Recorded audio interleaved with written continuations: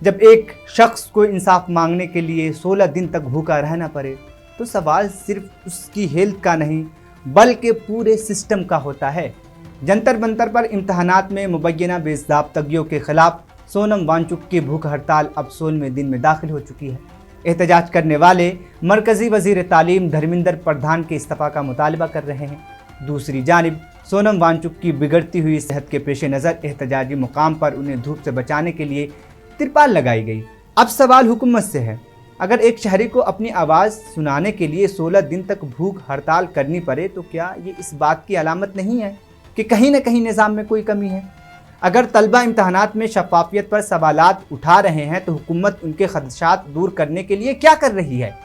کیا صرف احتجاج کو سنبھالنا کافی ہے یا اصل مسئلے کا حل نکالنا بھی ضروری ہے؟ اور اگر کسی احتجاج کرنے والوں کی صحت مسلسل خراب ہو رہی ہے تو کیا سب سے پہلے اس کی جان اور صحت کی حفاظت کو ترجیح نہیں دی جانی چاہیے؟